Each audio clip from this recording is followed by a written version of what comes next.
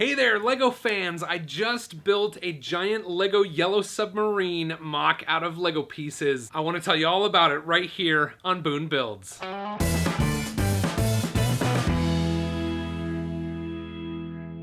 Hey everybody, welcome back. Boone here. I just wanted to tell you a little bit about my latest LEGO creation. There's going to be a full time lapse at the end of this video, so stick around for that if you want to check it out. This is a three-dimensional model that is designed to hang on the wall. Someone reached out to me on my social medias and asked me if I would build this commission for them, and I of course said yes. I love the Beatles. I think the Yellow Submarine is such an iconic vessel, and I had a lot of fun building it. This thing is about 32 inches long. It's about 18 inches from the bottom to the top, and I think it probably has somewhere between 2,000 and 3,000 LEGO elements in it. I had a lot of fun incorporating the 4 official Beatles minifigures into this creation, and the new owners of the model seem to really love the piece. This is definitely a creation I wish I could keep forever. You know, I would put it up on my wall. I love the Beatles and I love the Yellow Submarine, but I delivered it to the folks that commissioned this build and they absolutely loved it. The full time-lapse build of the Yellow Submarine is coming up in just a moment, but I just want to let you know that we're just getting started. There's going to be a lot of awesome videos just like this coming here on Boone Builds, so please subscribe and click that bell icon if you want to be notified when I live stream and when I publish new videos. Now, I hope you enjoy the time-lapse build of the Yellow Submarine, and until next time, go build something amazing. So here you can see I'm piecing together the image of the Yellow Submarine. I had to use a bunch of pieces of paper because my printer isn't big enough. And now I'm working my way around with just different kinds of plates, all yellow, but I'm just trying to lay out the basic shape of this submarine and using some white here. And so now, I've pretty much got the outline. So sort of like a puzzle, I'm now filling in the middle. And the color of these don't really matter because they're going to be up against the wall and they'll get covered up with other pieces that are the appropriate color for the Yellow Submarine. I used a broken piece in there just because I could. That's going to get covered up too, and I happened upon a broken piece, so why not give it another life in this piece of art? Did a lot of trial and error around the detailed edges of this. There were some sections of the edges that I just had to finesse, to get to be exactly the way I wanted them to be. And here I am just reinforcing. So now this is all the second layer of plates are kind of coming in here. And you can see I've got some new pieces. I've ordered a few pieces from Bricklink. And now I'm making a little housing to put the minifigures inside of. And like many of the other parts of this submarine, it's a lot of trial and error. I'm just kind of trying things, and here I am sort of placing that onto the model finally, and then building up around it a little bit.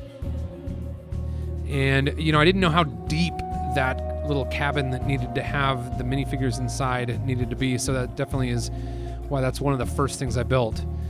And that sort of gives me some information about how I need to build up the rest of the model here. So that's what I'm working on here, and it is three-dimensional. One side is flat that leans up against the wall, but the part that sticks out away from the wall, I've intended to create it as three-dimensional as possible. It maybe doesn't stick out quite as much as half of the submarine would, but I definitely wanted there to be some relief that expressed the various thicknesses of this, underwater vessel.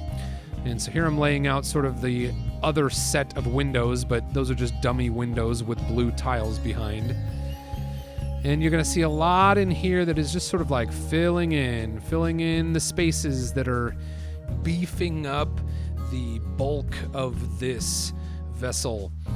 Now, you'll notice I don't bother to use yellow in the inside of this thing. No one's going to see it, and I'm just kind of making sure as I go along, how many layers have I built here? Do I need to be starting to build this layer in yellow or in the light bright orange to make sure that, this is what's going to be seen from the outside? And sometimes I would have to remove a little bit, just to make sure that I had enough space, to use the other random colors before I started filling it in. Had a lot of fun with the red stripe here, and you can see I'm sort of working along there and creating the inside and outside curves, and then finishing that up, and then I'm filling in the white up here at the top, working on the tail a little bit. It was interesting building the little rudder fin at the back. It's kind of a challenge to fit the little swooping sections in the number of studs that I had there. This is sort of the final pass of white. So this is the final layer of white that people will see when they look at this creation hanging up on the wall. I'm trying to make sure I'm using a clean white, And then here's sort of this like sunburst kind of image. Again, did a little trial and error. And by the end, I was pretty pleased with how this worked out. Raised up those macaroni tiles with the 6x3 wedge plate underneath. And the rest here is pretty much just detailing out. So I'm adding some white sort of greeble texture. That's just sort of a dance, right? You put a little bit in, you try to vary it up a little bit. See, you don't want too big of a concentration in any area.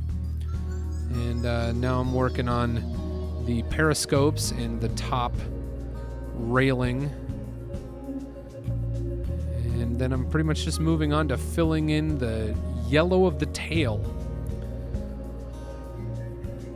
Again, this is just a lot of trial and error. What fits where? What kinds of pieces do I have? What kinds of pieces do I think I need? Made one little deep area there because I thought it would be fun to put that flower element sort of within the surface of that yellow tail part. And back to greebling.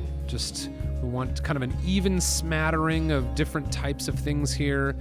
We're not trying to cover up all the studs. We just kind of want to break up the studs a little bit.